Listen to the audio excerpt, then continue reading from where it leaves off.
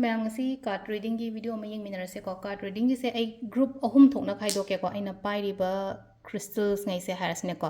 green aventurine ne adagi kaino ne ko haidi citrine aduga amethyst ko nung se phanam di masak hanga mani agi video hobadagi yang poi tar haidi karam nung na kaino mai kana banna kaino habado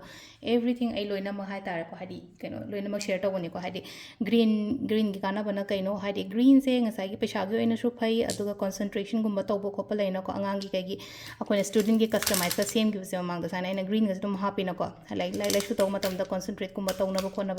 amethyst ko amethyst again hadi health plus keno hai tar ko hakchang yonu bai tumba ya taba ko taba han ngai gi oina oiro addiction phawo bai ko keno se amethyst ke koina sina ba sum aduga amana la sa citrine gi di dao manifestation gumba kai gumba adum bada yamna sina ba oi ko dao manifest hai ba gi atra di keno hamda aning ba pam ba gumba le re ga di ko hadi citrine se si ba citrine se dun aina Kari electro citrine hape even angang gi anoba keno koi customized bracelet gumba citrine hape aduga ama so mu tiger eye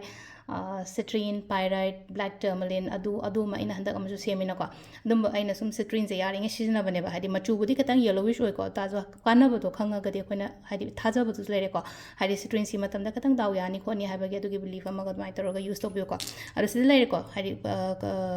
nung ahum se ko nung ahum se si da lere adu ta di ama group 1 han lokol se ko group 1 se citrine han lower se ko ado sigi topic ai hai udre ma'am da ko topic se ko aina Towroidaba pot haina harse ba hadi ai kai change to gadage what should I change hai tar ko ai gi behavior da oiro ai gi habit da oiro natraga aina hojik tawriba sum tawri ma'am se ai ngonda isa da kari changes to ge aina Towroidaba hai tar ko adugi matang da yengse ko to sida aham ba ko citrine khan bangai gi yengase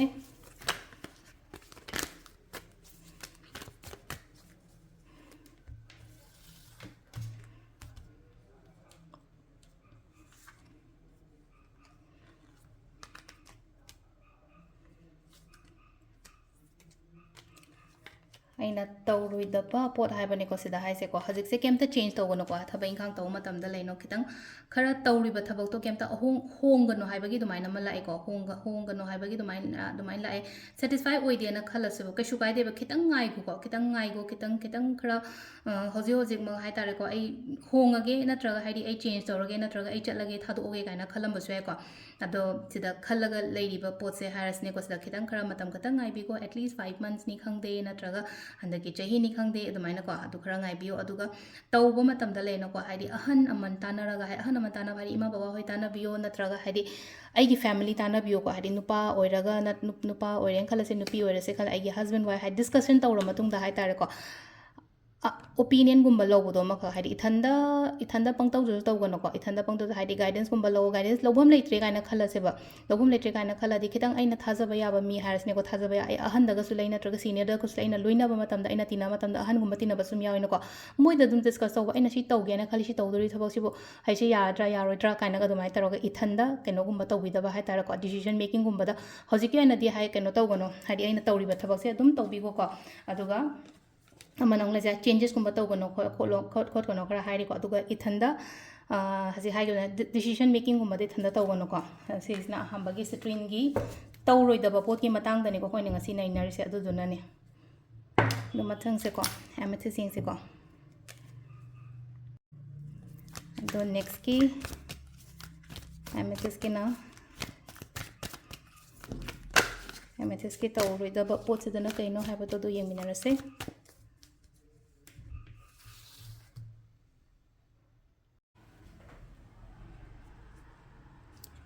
sidaki ai card ahum katang lo thosarage ko sum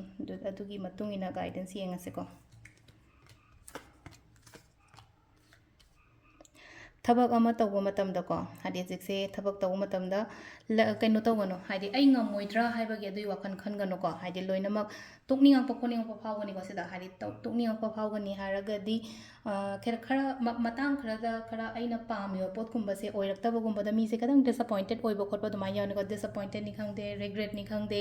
natraga hadi loina as ai to oge haibagi ko hadi sida hari try tawon hariba ai yona thabain khang oiro natraga business oiro na hanga yade ko ten haraga ko hadi se try try ꯇꯧꯅꯤꯡꯉꯛꯇꯕ ꯑꯃ ꯌꯥꯎꯔꯤꯀꯣ ꯑꯗꯨꯅ ꯉꯁꯥꯏ ꯑꯩꯅ ꯍꯥꯏꯗꯣ ꯑꯩꯉꯣꯟꯗ ꯀꯔꯤ ꯁꯣꯏꯒꯗꯒꯦ ꯑꯩꯉꯣꯟꯗ ꯀꯔꯤ ꯑꯁꯣꯏꯕ ꯂꯩꯒꯦ ꯅꯠꯇ꯭ꯔꯒ ꯑꯩ ꯀꯔꯤ ꯁꯦꯝꯗꯣꯛꯄ ꯌꯥꯒꯦ ꯍꯥꯏꯕꯗꯣ ꯑꯗꯨꯒꯤ ꯃꯇꯥꯡꯗ ꯌꯦꯡꯉꯛꯄꯅꯤꯅ ꯍꯥꯏꯗꯤ ꯍꯧꯖꯤꯛ ꯆꯠꯊꯣꯛꯑꯒ ꯊꯥꯗꯣꯛꯑ ꯆꯠꯅꯤꯡꯕ ꯌꯥꯎꯔꯝꯒꯅꯤ ꯍꯧꯖꯤꯛꯁꯦ ꯂꯩꯅꯀꯣ ꯌꯨꯝ ꯊꯥꯗꯣꯛꯑ ꯆꯠꯄꯅꯤ ꯈꯪꯗꯦ ꯖꯒꯥ ꯊꯥꯗꯣꯛꯑ ꯆꯠꯄꯅꯤ ꯈꯪꯗꯦ ꯊꯕꯛ ꯇꯣꯛꯑꯁꯤꯔ ꯈꯪꯗꯦ ꯑꯗꯨꯃꯥꯏꯅꯒꯨꯝꯕ ꯐꯤꯜ ꯇꯧꯔꯛꯄꯗꯣ ꯆꯠꯄ ꯌꯥꯗꯦ ꯍꯣꯡꯕ ꯌꯥꯗꯦ ꯀꯩꯝꯇ ꯀꯩꯅꯣ ꯇꯧꯕ ꯌꯥꯗꯦ ꯐꯦꯁ ꯇꯧꯕ ꯂꯥꯛꯏꯕ ꯁꯤꯆꯨꯋꯦꯁꯟ ꯅꯠꯇ꯭ꯔꯒ ꯂꯩꯔꯤꯕ ꯁꯤꯆꯨꯋꯦꯁꯟ ꯑꯗꯨꯝꯕ ꯃꯌꯥꯝꯗꯣ ꯐꯦꯁ ꯇꯧ ꯑꯗꯨꯒ ꯍꯧꯖꯤꯛ ꯂꯩꯅꯣ ꯍꯥꯊꯨ ꯍꯥꯊꯨ ꯊꯕꯛ ꯁꯨꯡꯇꯧ ꯇꯧꯒꯅꯨꯀꯣ ꯍꯥꯏꯗꯤ ꯌꯥꯝꯅ ꯀꯩꯅꯣꯝꯃ ꯃꯤꯅ ꯍꯥꯏꯔꯛꯄ ꯃꯇꯝꯗꯀꯣ ꯍꯥꯏꯗꯤ ꯗꯛ ꯂꯥꯎꯅ ꯃꯤꯉꯣꯟꯗꯁꯨ ꯕꯤꯁ꯭ꯋꯥꯁ ꯇꯧꯒꯅꯨ ꯑꯗꯨꯒ ꯁꯤ ꯊꯕꯛꯁꯦ ꯐꯅꯤꯅ ꯅꯠꯇ꯭ꯔꯒ ꯁꯤ ꯌꯥꯝ ꯐꯗꯧ ꯃꯥꯜꯂꯦ ꯃꯥꯅ ꯍꯥꯏꯁꯦ ꯀꯥꯏꯅ ꯑꯗꯨꯃꯥꯏꯅ ꯇꯧꯒꯅꯨ ꯍꯥꯏꯗꯤ ꯐꯖꯅ ꯄꯣꯠꯇꯨꯒꯤ ꯃꯇꯥꯡꯗꯀꯣ R&D ꯇꯧꯔꯦꯅꯀꯣ R&D ꯇꯧꯔ ꯃꯇꯨꯡꯗ ꯁꯤꯁꯤꯅ ꯍꯥꯏꯗꯤ ꯀꯔꯥꯏ ꯐꯥꯎꯕ ꯍꯥꯏꯇꯥꯔꯦ ꯑꯩꯈꯣꯏꯗ ꯕꯦꯅꯤꯐꯤஷꯤꯌꯦꯜ ꯑꯣꯏꯒꯗꯒꯦ ꯅꯠꯇ꯭ꯔꯒ ꯑꯣꯏꯔꯣꯏ ꯍꯥꯏꯕꯗꯣ ꯑꯗꯨꯒꯤ ꯃꯇꯨꯡ ꯏꯟꯅ ꯑꯗꯨꯃꯥꯏꯅ ꯇꯧꯕꯤꯕꯀꯣ ꯁꯤꯁꯤꯅ ꯑꯩꯈꯣꯏꯒꯤ ꯑꯦꯃꯦꯊꯤꯁ ꯆꯨꯁ ꯇꯧꯕꯉꯩꯒꯤ ꯑꯣꯏꯅ ꯂꯩꯔꯦꯀꯣ ꯂꯥꯁꯀꯤ ꯒ꯭ꯔꯤꯟ ꯑꯦꯚꯦꯟꯆꯨꯔꯤꯟ ꯌꯦꯡꯁꯦꯀꯣ ꯍꯥꯏꯗꯤ ꯒ꯭ꯔꯤꯟ ꯑꯦꯚꯦꯟꯆꯨꯔꯤꯟꯒꯤ ꯀ꯭रिꯁꯇꯜꯁꯤꯅ ꯍꯥꯏꯗꯤ ꯀꯔꯝꯕ ꯑꯦꯅꯔꯖꯤ ꯄꯨꯔꯛꯀꯦ ꯍꯥꯏꯕꯗꯣ ꯑꯗꯨ ꯌꯦꯡꯉꯁꯦꯀꯣ ꯒ꯭ꯔꯤꯟ ꯑꯦꯚꯦꯟꯆꯨꯔꯤꯟ ꯈꯟꯕꯉꯩꯒꯤ ꯂꯥꯁꯀꯤ ꯒ꯭ꯔꯤꯟ ꯑꯦꯚꯦꯟꯆꯨꯔꯤꯟ ꯀꯣ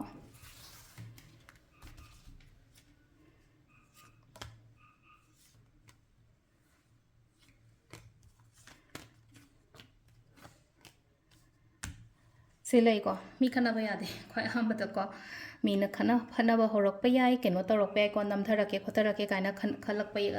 ꯀꯩꯅꯣ ꯇꯧꯕ ꯌꯥꯏꯀꯣ ꯍꯧꯔꯛꯄ ꯌꯥꯏ ꯑꯗꯨꯗꯨꯅ ꯍꯥꯏꯗꯤ ꯀꯩꯝ ꯈꯟꯒꯅꯣ ꯍꯥꯏꯗꯤ ꯑꯗꯨꯒꯤ ꯄꯥꯔꯠ ꯃꯌꯥꯝꯗꯣ ꯈꯇꯪ ꯑꯦꯚꯣꯏꯗ ꯇꯧꯊꯣꯛꯄꯤꯌꯣꯀꯣ ꯑꯩ ꯈꯠꯅꯕ ꯌꯥꯗꯦꯀꯣ ꯍꯥꯏꯗꯤ ꯀꯩꯗꯧꯗꯣꯏꯅꯣ ꯃꯣꯏꯒ ꯈꯠꯅꯔꯒ ꯃꯣꯏꯒ ꯃꯥꯟꯅꯔꯒ ꯀꯩꯗꯧꯗꯣꯏꯅꯣ ꯍꯥꯏꯅ ꯑꯗꯨꯃꯥꯏꯅꯒꯨꯝꯕ ꯈꯟꯗꯣꯛꯄꯤꯌꯣ ꯑꯗꯨꯒ ꯈꯇꯪ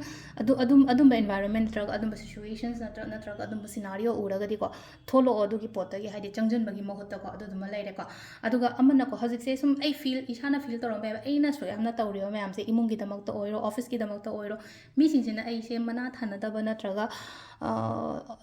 ꯅꯣꯇꯤꯁꯀ ꯏꯇꯧ ꯇꯧꯕꯤꯗꯕꯒꯤ ꯇꯥꯏꯞꯇ ꯑꯃ ꯑꯗꯨꯃꯥꯏꯅ ꯈꯟꯒꯅꯤꯀꯣ ꯀꯩꯝ ꯈꯟꯒꯅꯣ ꯍꯥꯏꯗꯤ ꯑꯩꯒꯤ ꯃꯇꯝ ꯑꯃ ꯌꯧꯔꯛꯄ ꯃꯇꯝꯗ ꯍꯥꯏꯗꯤ ꯂꯣꯏꯅꯃꯛ ꯈꯪꯉꯛꯀꯅꯤ ꯑꯩꯅ ꯃꯣꯏꯗ ꯀ꯭ꯂꯦꯔꯤꯐꯤꯀꯦꯁꯟ ꯄꯤꯔꯨꯗ꯭ꯔꯒꯁꯨ ꯅꯠꯇ꯭ꯔꯒ ꯍꯥꯏꯗꯤ ꯂꯩꯅꯀꯣ ꯑꯦꯛꯁꯄ꯭ꯂꯦꯟ ꯇꯧꯔꯨꯗ꯭ꯔꯒꯁꯨ ꯍꯥꯏꯗꯤ ꯃꯁꯥ ꯃꯊꯟꯇ ꯈꯪꯒꯅꯤ ꯍꯧꯖꯤꯛ ꯃꯌꯥꯝꯅ ꯑꯩꯁꯦ ꯃꯁꯛ ꯈꯪꯕꯤꯗꯦꯅ ꯈꯜꯂꯁꯦꯕ ꯊꯕꯛ ꯑꯃ ꯇꯧꯕ ꯃꯇꯝꯗ ꯍꯥꯏꯗꯤ ꯌꯨꯝ ꯀꯩꯒꯤ ꯑꯗꯨ ꯑꯗꯥꯒꯤ ꯀꯩꯝꯇ ꯂꯣꯏ ꯇꯣꯛꯈ꯭ꯔꯁꯦ ꯑꯩ ꯍꯧꯖꯤꯛ ꯊꯕꯛ ꯑꯃ ꯇꯧꯋꯦꯅ ꯈꯜꯂꯦ ꯑꯩꯅ ꯇꯧꯔꯤꯕ ꯊꯕꯛꯁꯦ ꯃꯤꯁꯤꯡꯁꯤꯅ ꯀꯩꯝ ꯅꯣꯇꯤꯁ ꯇꯧꯗ꯭ꯔꯤ ꯑꯗꯨ ꯇꯥꯔꯒꯗꯤ ꯊꯥꯗꯈꯣꯕ ꯑꯃꯨꯛ ꯍꯥꯏꯗꯤ ꯑꯦꯐꯔꯠ ꯑꯗꯨꯝ ꯊꯥꯗꯣꯛꯈꯣ ꯑꯩꯅ ꯍꯣꯠꯅꯔꯤꯕ ꯑꯩꯅ ꯇꯧꯔꯤꯕ ꯈꯣꯠꯂꯤꯕ ꯃꯌꯥꯝꯁꯦ ꯑꯗꯨꯒꯤ ꯔꯤꯖꯜꯠ ꯔꯤꯋꯥꯔꯗ ꯔꯤꯀꯣꯛꯅꯥꯏꯖꯦꯁꯟ ꯂꯣꯏꯅꯃꯛ ꯑꯗꯨꯃꯥꯏꯅꯒꯨꯝꯕ ꯂꯥꯛꯀꯅꯤꯀꯣ ꯑꯗꯨꯒ ꯑꯃꯅꯀꯣ ꯍꯥꯏꯗꯤ ꯑꯣꯜꯋꯦꯁ ꯁ꯭ꯄꯤꯔꯤꯆꯨꯋꯦꯜ ꯑꯣꯏꯌꯣ ꯈꯇꯪꯀꯣ ꯁ꯭ꯄꯤꯔꯤꯆꯨꯋꯦꯜ ꯑꯣꯏꯔꯗꯤ ꯂꯥꯏ ꯇꯤꯟ ꯊꯥꯖꯧ ꯂꯥꯏ ꯈꯣꯏꯔꯝꯕꯒꯨꯝꯕ ꯊꯕꯛ ꯏꯪꯈꯥꯡ ꯇꯧꯕꯤꯌꯣ ꯂꯥꯏ ꯈꯣꯏꯔꯝꯃꯒ ꯊꯕꯛ ꯇꯧꯕꯤꯌꯣ ꯍꯥꯏꯗꯤ ꯑꯦꯅꯤ ꯀꯥꯏꯟ ꯑꯣꯐ ꯊꯕꯛ ꯆꯠꯂꯝꯗꯥꯏ ꯈꯣꯠꯂꯝꯗꯥꯏꯗꯀꯣ ꯍꯥꯏꯗꯤ ꯂꯥꯏꯒ ꯈꯣꯏꯔꯝꯃꯒ ꯆꯠꯄ ꯈꯣꯠꯄ ꯑꯗꯨꯒ ꯑꯇꯩ ꯂꯩꯅꯀꯣ ꯑꯇꯩ ꯑꯩꯈꯣꯏꯒꯤ ꯃꯦꯅꯤꯐꯦꯁꯇꯦꯁꯟꯒꯨꯝꯕ ꯀꯩꯒꯨꯝꯕ ꯂꯩꯅꯀꯣ ꯍꯥꯏꯗꯤ ꯄꯨꯔꯅꯤꯃꯥꯒꯨꯝꯕ ꯂꯥꯛꯑꯦ ꯊꯥꯁꯤꯒꯨꯝꯕ ꯂꯥꯛꯑꯦ ꯈꯣꯠꯂꯦ ꯀꯥꯏꯅ ꯍꯥꯏꯔꯒꯗꯤꯀꯣ ꯑꯗꯨꯒꯤ ꯃꯇꯥꯡꯗꯁꯨ ꯂꯩꯅꯀꯣ ꯍꯥꯏꯗꯤ ꯂꯥꯏꯒꯨꯝꯕ ꯈꯣꯏꯔꯝꯕꯤꯌꯣꯀꯣ ꯐꯖꯅ ꯁꯨꯝ ꯏꯁꯥꯅ ꯕꯤꯂꯤꯐ ꯑꯃꯒ ꯂꯣꯏꯅꯅ ꯑꯗꯨ ꯁꯤꯗ ꯂꯩꯔꯦ ꯑꯩꯈꯣꯏꯒꯤ ꯒ꯭ꯔꯤꯟ ꯑꯦꯚꯦꯟꯆꯨꯔꯤꯟ ꯈꯟꯕꯉꯩꯒꯤ ꯑꯣꯏꯅ ꯍꯥꯏꯔꯒꯗꯤ ꯑꯗꯨ ꯃꯌꯥꯝꯁꯤꯗ ꯂꯩꯔꯦ ꯑꯩꯈꯣꯏꯒꯤ ꯉꯁꯤꯒꯤ ꯑꯣꯏꯅ